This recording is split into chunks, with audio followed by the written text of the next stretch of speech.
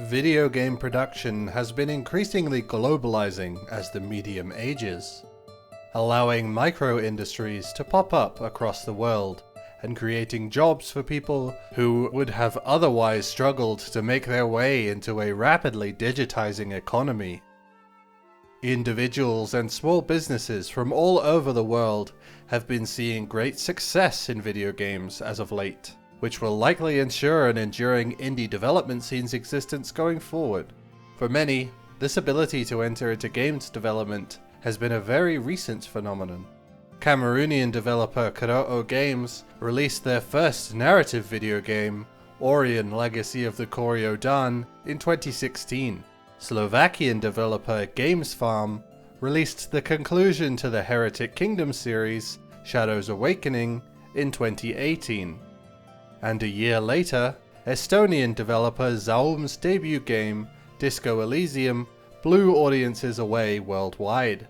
Nowadays, games and developers like these are part of the international indie game scene, and most people who play these games understand the developers' limitations when they make their purchase. There aren't many resources to help Cameroonian people find training and employment within digital industries, so their video games are likely to be a little clunky, and that's okay. In the early days, however, the video game playing public were less aware of the details of a game's development, and the amateurish qualities of indie games were viciously scrutinized.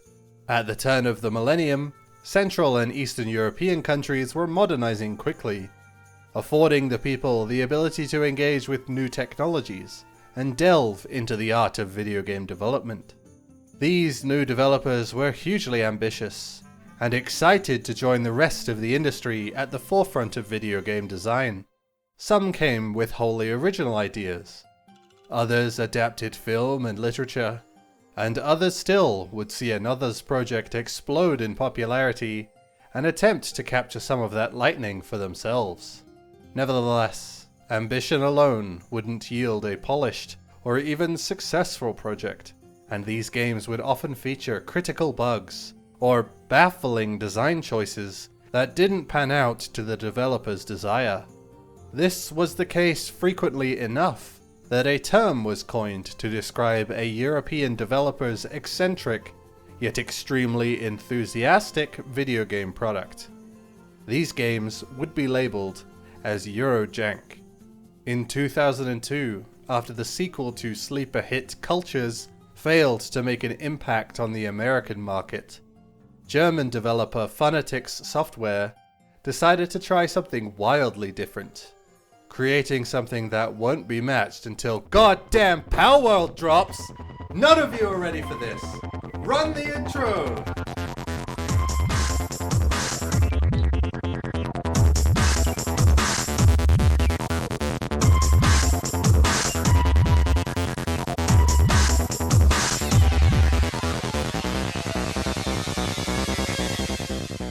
The prevalence of massively popular games with expansive, yet intricately detailed worlds and spectacular set-piece events is undeniably inspiring. The ability to set down a world that has been built for the player to immerse into is one of the medium's greatest strengths, and to be the one who created that world, to be the benevolent God who has allowed it to come to life, is an easy aspiration to strive for.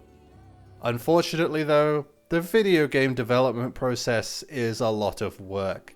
Godhood doesn't just fall into one's lap someday.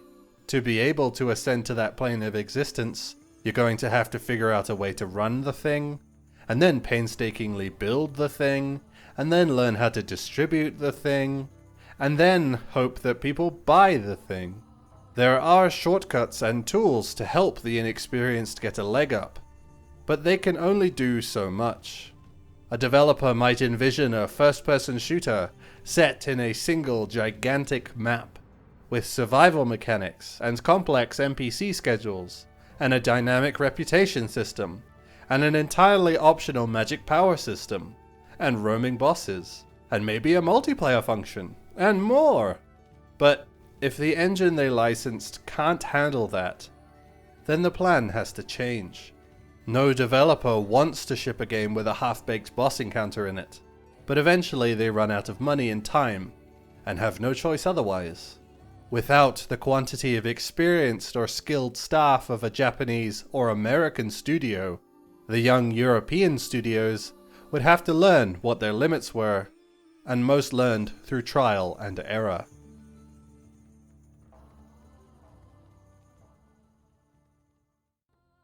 While the exact etymology of the word Eurojank isn't well established anywhere online, Google Trends does show that people were searching the term way back in 2004, indicating that it had entered the video game discourse prior to the launch of the Google search engine.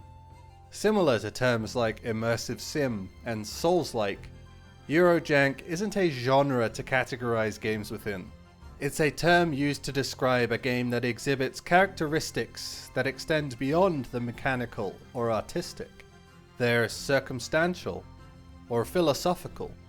Eurojank specifically refers to a game that was dangerously close to the developer's maximum capability, either exceeding it or at least bumping up against it. And these characteristics were fairly common among games that originated from Europe. Famous examples include the Stalker series, Pathologic, and basically everything Piranha Bytes has ever worked on. These games aren't too mechanically similar, but they all contain systems that operate in ways that were unusual at release. As the phenomenon became more visible over time, discussion of the term online led to some concluding that Eurojank can be applied to games that weren't developed in Europe. Xenoclash often appears in these conversations, despite being developed in Chile, and I've even seen a game called Adventures of Nyangi brought up, despite that game being developed in Kenya.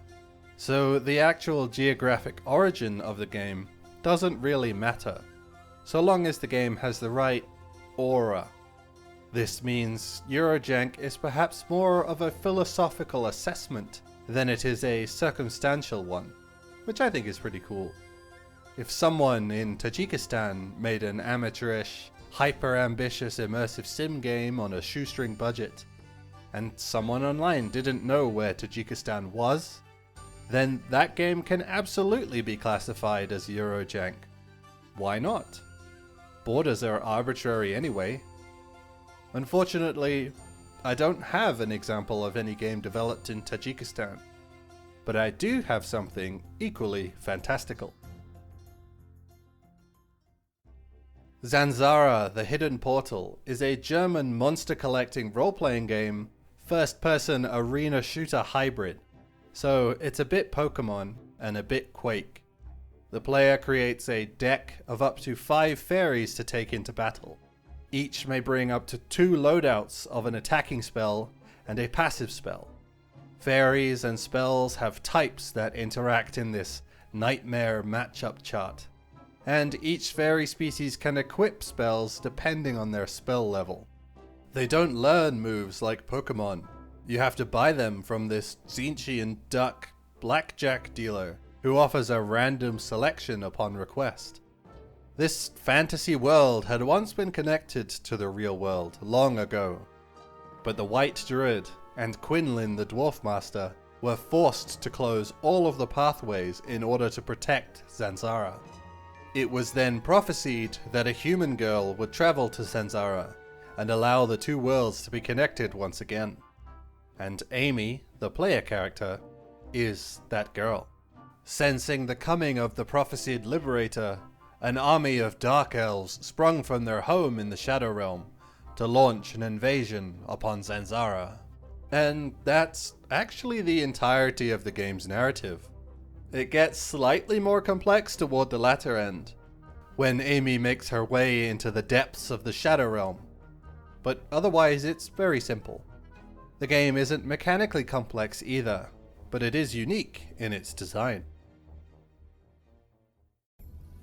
Throughout the world are a range of different environments to explore, and within each, there are objects that can be marked as fairy habitats.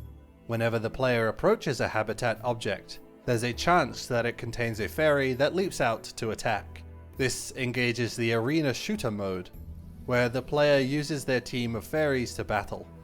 Attacks require a charge up before they can be fired, indicated by the spinning reticle in the center of the screen. Charging for too long can cause a spell to time out, and it'll backfire at the player, at full power too, so don't do that. Spells charged to their maximum will deal more damage than firing off half charges, but it is possible to spam weaker shots if necessary. I did speak with Zanzarah's project leader and head designer Andreas Nitsch, who said that the shooting mechanics aren't quite what he had wanted. Every spell is charged and fired the same way, though there are differences in the charging time, any secondary effects the spell may have, and the spell's type. There are no AoE attacks, or repeating attacks, or anything like that. The secondary effects can do stuff like disabling the enemy's spell charge, or slowing their movement speed. But mostly the effects are just tampering with the character's stats, instead of anything flashy. The arena shooter segments have a lot of verticality within the arena layouts, and every fairy can spend a resource to use jumps to fly around to these environments, so fights will often revolve around trying to gain the high ground. The RPG overworld controls are just fine on the ground, but there are some platforming challenges here and there to add some spice to the gameplay. Amy experiences some pretty intense physics in Zanzarah, but she doesn't gain any special jumping powers to help with these obstacles. She falls quickly too, and her hitbox extends a bit further below her than her model would suggest, so she can bounce off of ledges, so it sometimes feels unearned. Of course, every game is a little odd or has a handful of flaws floating about, so there has to be something extraordinary for a game to earn the Eurojank label. The Steam version of Zanzarah is perfectly functional and runs on Windows 10 without issue, though I did have to use DG Voodoo to up the resolution. It's nice enough to show the activation code window briefly before the game starts running, just to awaken some foundational memory within certain people. Closing the game down always plays the credits too, which is something. Copyright 2022? Release Russia? What's going on here? Well, when THQ died back in 2013, a company called Daedalic Entertainment bought the rights to all of Funatic's IPs, which included Zanzarah. They did a little tweaking and managed to get the Cultures games and Zanzarah running on modern hardware, and then put them on Steam in 2015. Unfortunately, the tweaks weren't enough, and many people struggled to get the Steam version to run. Funatics had been busy trying to break into the MMO market at the time, and weren't really interested in working with Daedalic. But the two companies eventually came together and got Zanzarah to be more reliable. The Russian version was released in 2003, so it was probably a superior version of the game that the German Daedalic just didn't have. It works great now, but the Steam reviews might never recover. So it's been a bit of a technical mess for a long time, but recent changes have at least modernized the game to circumvent the largest proportion of jank. The design and implementation weren't ever really that strange, though there are some things, like there only being one place where the player can heal for free, and having to travel back to Amy's sepia-colored home in London to be able to rearrange which fairies are in the deck. Just little bits of awkwardness that really stick out. I mentioned before that I spoke with the head designer of Zanzarah, and that they were dissatisfied with the shooting mechanics, but most of the rest of the game is what Andreas had envisioned. The game draws a lot of inspiration from the Pokemon games, which is very visible within Zanzarah's world and level design. Zanzarah is made up of a tangle of towns and the routes between them, with a variety of different environments that allow the player to find fairies of each different type. There are a handful of boulders, spiky bushes, and updrafts that prevent the player from freely exploring the entire map too quickly, but these obstacles can be removed by putting a relevant fairy into the deck's first slot. As for the shooter segments, Andreas didn't cite any particular FPS game, but he did mention Archon. Archon looks a bit like chess, but instead of pieces being taken instantly, they battle on a separate screen to determine which piece takes which.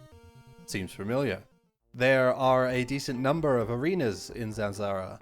The pool gradually increases as the game goes on, with the maps becoming more complex as more are added, eventually culminating in these huge levels that host the fights against multiple opponents.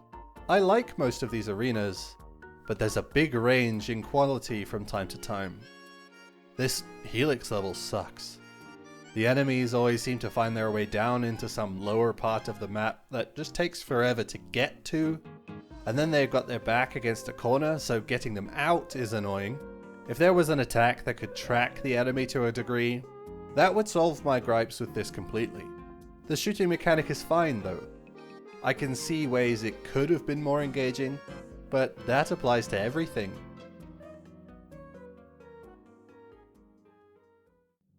The two major mechanical systems of Zanzarah are certainly reflective of the game's contemporaries, but appropriating those ideas isn't in any way criminal, and the game is plenty original in many of its other aspects. The setting of Zanzarah seems like your standard fantasy setting, with elves and dwarves and wizards and goblins, but it's actually based in Nordic mythology, with a twist of Brian Froud on top. There's a human realm and a magical realm. There's a doomsday prophecy. There's these little naked dudes running around that you have to shove into a bag. Get your ass back here! You know, Viking legends. The worlds were once intertwined and deeply reliant upon each other, but one megalomaniac eventually showed up and ruined everything. I know that he's in white robes, and he's racist sometimes, but I asked, and Andreas doesn't see any resemblance to anything. So I guess we'll just ignore it. The White Druid is the main villain of the game. He's behind the Dark Elf attacks, because he doesn't want to lose the power that he has. Hard to believe there's no subtext here. There are 12 fairy types, which is actually quite a lot. Pokemon originally launched with 15 different types, but with 151 critters to collect, that number doesn't seem too high. There are 77 fairies in Zanzarah, which means some of the types are underrepresented. The Dark Elves often have a few ice types on their teams, so ideally the player has a Psy or a fire type fairy to counter, but it can be an effort to even get a hold of these types, and there's no guarantee their attacks will be worth anything. Tynezard, the fire evolution of Tynefall, comes with a fire attack with a wind-up time that takes as long as 2 or 3 other attacks. The lower number does make collecting them all more achievable, however. And once the player has defeated the White Druid and his weird magic robot in a chaotic but surprisingly easy final battle, Zanzarah and our world can finally be reunited.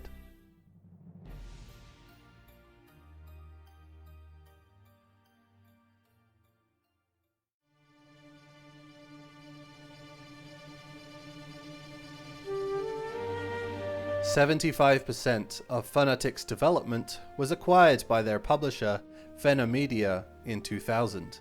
But in May of 2002, Phenomedia filed for insolvency, dragging Funatics down with them. Zanzarah just managed to dodge cancellation as part of the insolvency deal, and THQ picked up the rights from Phenomedia's asset sales. In September of the same year, Funatics relaunched as Funatics Software, and managed to reacquire the Cultures IP, but the planned expansion for Zanzarah would ultimately never be made. Zanzarah's eventual resurface in 2015, and the following 7 years definitely made the game seem like a bit of a mess. But now it's just one of those much sought after hidden gems that we can talk about as though we're some kind of video game archaeologists or something. There's nothing to qualify. There's no more jank here than there are in any other game from the early 2000s. It's just a good game, made by some pioneers of German video game development. More people like Andreas should get to express their ideas in the video game medium, even if they aren't as technically competent as some other people. The value in art comes from the creators, not the cost of the paint or the instruments used to make it. We should always be on the lookout to hear from more people who haven't yet had the lights turned on them. You never know what treasures they might share with you.